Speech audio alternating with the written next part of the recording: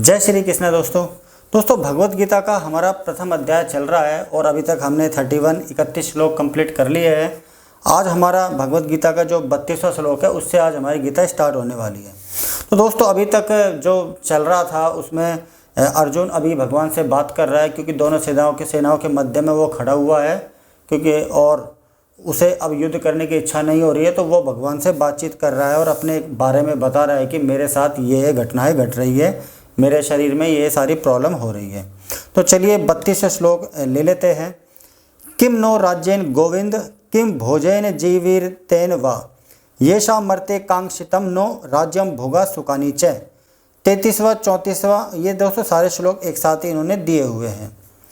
ते इमे एव स्थिताः युद्धे प्राणा त्यक्त्वा धनानि च आचार्याः पितरः पुत्रा स्थितैव च पितामहः मातुलः श्वशुरः पौत्राः शालाः संबंधेन स्थिता एतान् हन्तुमिच्छामि घ्रन्तो अपि मधुसूदन अपि त्रैलोक्य राजस्य हेतोः किं नु महि कृते निहत्य धार्तराष्ट्रानः का प्रतिः स्वजनार्दन है।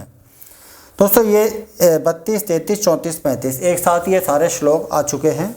अब इसका अर्थ हम जान लेते हैं।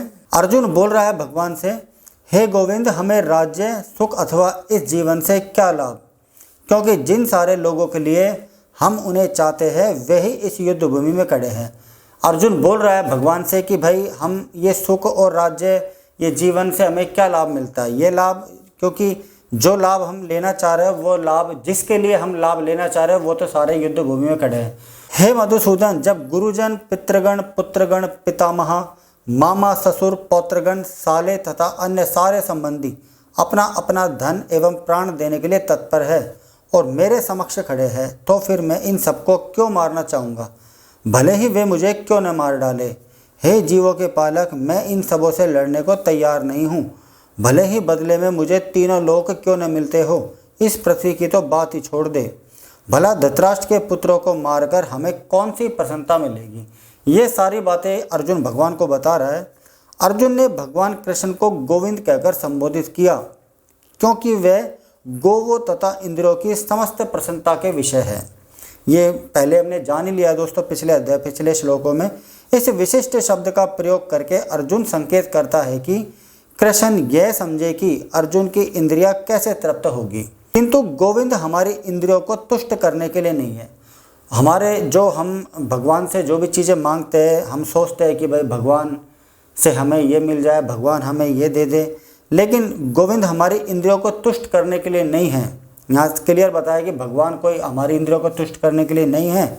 यदि हम गोविंद की इंद्रियों को तुष्ट करने का प्रयास करते हैं तो हमारी इंद्रियां स्वतः ही तुष्ट होती है। भौतिक दृष्टि से प्रत्येक व्यक्ति अपनी इंद्रियों को तुष्ट करना चाहता है और चाहता है कि ईश्वर उसके आज्ञा पालक की तरह काम करे।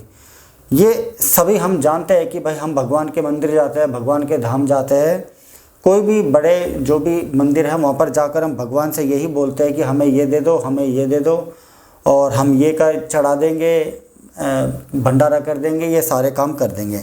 तो इस तरीके के हम जो भौतिक लोग हैं, जो भौतिक व्यक्ति हैं, हम इस तरीके के हम भगवान से मांग करते हैं और हम सोचते हैं कि भगवान हमारे आज्ञा पालक बने। तो गीता इसके बारे में बता रही है, किंतु ईश्वर उनकी तृप्ति वहीं तक करते हैं जितने के वे पात्र होते हैं। हम मंदिर में जाकर बोल तो देते हैं कि भाई हमें भगवान ये दे दो, हम इतना वो कर देंगे, ये काम कर देंगे आपके प्रति, आपके मंदिर में हम ये बनवा देंगे, और भी मंदिर के लिए जो जो काम है वो सब करवा देंगे। लेकिन भगवान उनको कितना देता है, जितने के वो पात्र होते हैं उतना ही भगवान उन्हें देता है। इस प्रकार के बहुत सारे उदाहरण हमारे जीवन में हम देख सकते हैं। जैसे मान लो कि हम कोई परीक्षा दे रहे हैं, वहाँ पर हम करके 10 में से 5 ही प्रश्न आते हैं और फिर बाद में इच्छा करते हैं कि यार हमारे इतने नंबर आ जाने चाहिए, लेकिन उसको मिलेंगे उतने ही जितना का वो पात्र है, यानी कि जितने सवाल उसने ठीक करे उतना ही उन्हें नंबर दिए जाएंगे, उस हद तक नहीं जितना वे चाहते हैं। किंतु जब कोई इसके विपरीत मार्ग ग्रहण करता है, अर्थात जब वह अपनी इंद्रियों की तृप्ति की चिंता न करके गोविंद की इंद्रियों की तुष्टि करने का प्रयास करता है, तो गोविंद की कृपा से जीव की सारी इच्छाएं पूर्ण हो जाती हैं। एक और है ये इसमें ध्यान देने वाली बात कि जब तक हम भगवान से मांगते हैं और अपने बारे में ही हम सोचते रहते हैं, भगवान के हम कोई कारण की वजह से जाते हैं, तो जब तक तो हमें उतना ही मिलता है जितने के हम पात्र होते हैं। लेकिन जब कोई अपनी इंद्रियों की तृप्ति की चिंता न करके, यानी कि अपने बारे में कुछ मत सोचो, गोविंद की इंद्रियों की तुष्टि करने का प्रयास करो, यानी कि भगवान के बारे में आप सोच विचार करो, तो गोविंद की कृपा से आपकी सारी इच्छाएं पूरी हो जाएगी। अगर इस तरीके से हम करेंगे तो भगवान हमारी सारी इच्छाएं पूरी कर देगा। वो बोलते हैं ना कि मांगे मिले ना भीख, बिन मांगे मिले मोती। यहाँ पर जाति तथा कुटुंबों के प्रति अर्जुन का प्रगाढ़ स्नेह आंशिक रूप से इन सबके प्रति उसकी स्वाभाविक करुणा के कारण है। अतः वह युद्ध करने के लिए तैयार नहीं है। हर व्यक्ति अपने वैभव का प्रदर्शन अपने मित्रों तथा परिजनों के समक्ष करना चाहता है, किंतु अर्जुन को भय है कि उसके सारे मित्र तथा परिजन तो युद्ध भूमि में मारे जाएंगे और वह विजय के पश्चात उनके साथ अपने वैभव का उपयोग नहीं कर सकेगा। ये सारी बातें भी हम हमारे जीवन में रखकर हम देख सकते हैं कि हमारी मान लो कोई जॉब लग जाए, या फिर हम कोई बड़ी नौकरी लग जाए, या फिर हम बहुत कुछ एक अचानक कुछ हो जाता है, तो हम जो वो सारा दिखावा है वो हमारे मित्र लोग हैं, हमारे दोस्त लोग हैं, हमारे रिश्तेदार हैं, हमारे इन सभी को हम दिखाने के लिए दोस्तों बड़ी बड़ी वो करते हैं। जैसे एक एग्जांपल और हम ले लेते हैं कि कोई गांव का व्यक्ति है और वो बाहर रह रहा है, तो वो जो भी काम करेगा वो गांव में जाके करेगा, यानी कि जो भी दिखावा हम जैसे लोग करते हैं हम हमारे आसपास के लोग, मित्रगण, हमारे समाज, हमारे रिश्तेदारों के सामने ही करते हैं। ये सारी चीज़ें वो बता रहा है कि भाई अर्जुन भी यही बोलना चाह रहा है कि ये सारा जो भी है मैं करूँगा अपने मित्र और परिजनों के लिए तो मैं कर रहा हूँ, लेकिन वो तो सारे यहाँ पर युद्ध भूमि में मारे जाएंगे। भौतिक जीवन का ये सामान्य लेखा जोखा है। ये सारी चीज़ें मैंने बात करी है, किंतु आध्यात्मिक जीवन इससे सर्वथा भिन्न होता है।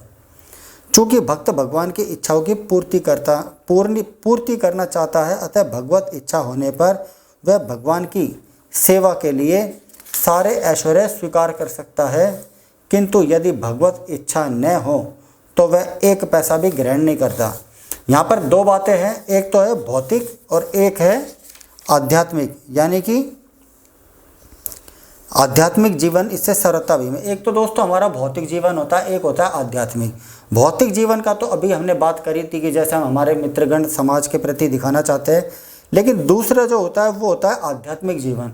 आध्यात्मिक जीवन के रास्ते पे जो चलता है वो इससे बिल्कुल विपरीत होता है। आध्यात्मिक में मैं भगवान अपने भगवान की इच्छा के ऊपर सारी चीज़ें करता है, भगवान की जो इच्छा होगी वही उसे ग्रहण करेगा, वही वो उसमें वो संतुष्ट हो जाएगा, उतने में वो खुश होगा। अर्जुन अपने संबंधियों को मारना नहीं चाह रहा था, और यदि उसको मारने की आवश्यकता हो तो अर्जुन की इच्छा थी कि कृष्ण स्वयं उनका वध कर दे। अब अर्जुन भगवान से बोल रहा है कि भाई अगर तेरे को मारना ही है तो तुम खुद ही मार दो ना, मेरे हाथ से क्यों मरवा रहे हो। इस समय उसे यह पता नहीं है कि कृष्ण उन सबों को युद्ध भूमि में आने के पूर्व ही मार चुके हैं और अब उसे निमित्त मात्र बनना है। ये जब हमने भगवत गीता, जब महाभारत का युद्ध हुआ था उसके बाद जब सारा काम कंप्लीट हो चुका था, जब सब कुछ जब युधिष्ठिर पांडव वगैरह युद्ध जीत चुके थे, तब पता लगा कि भाई कृष्ण भगवान ने तो पहले से ही सभी को मार चुके हैं, बस अर्जुन को एक निमित्त बनाया है ताकि उसकी पूरी जो यक्ष कीर्ति है वो दिखाने के लिए बस उसे एक निमित्त बनाया है। भगवान अपना कार्य बस एक निमित्त मात्र बनवा कर ही करते हैं, जबकि जो सारा काम करते हैं वो भगवान ही करते हैं। इसका उद्घाटन अगले अध्याय में होगा। अभी आगे इसके बारे में विस्तार से हम बात करेंगे अगले अध्याय में।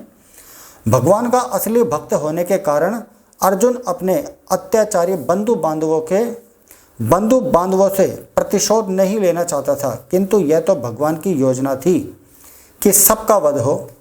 अर्जुन किसी से बदला नहीं लेना चाह रहा था। उन्होंने राज्य उसका हड़प लिया, उन्हें कई बार बहुत सारी समस्याएं हुई, लेकिन वो अब बदला नहीं लेना चाह रहा था। भगवत भक्त दुष्टों से प्रतिशोध नहीं लेना चाहते, किंतु भगवान दुष्टों द्वारा भक्त के उत्पीड़न को सहन नहीं कर पाते।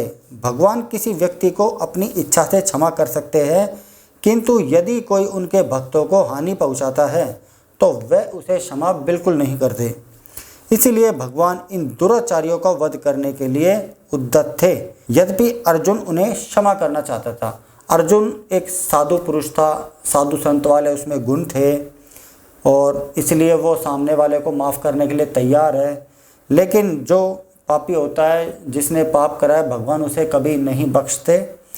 भगवान उन्हें किसी न किसी के निमित्त से या फिर कोई ना कोई कारण से उनकी सज़ा मिलती है।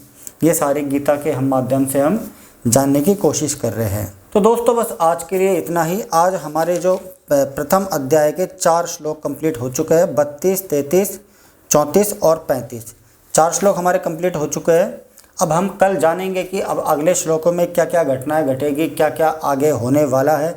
तो वीडियो अगर आपको अच्छी लग रही है तो आप कमेंट में जय श्री राधे, जय श्री कृष्णा टाइप करके हमें वीडियो कमेंट के माध्यम से बता सकते हैं कि आपको वीडियो अच्छी लग रही है या फिर नहीं लग रही है। ओके दोस्तों, जय श्री कृष्णा, राधे राधे।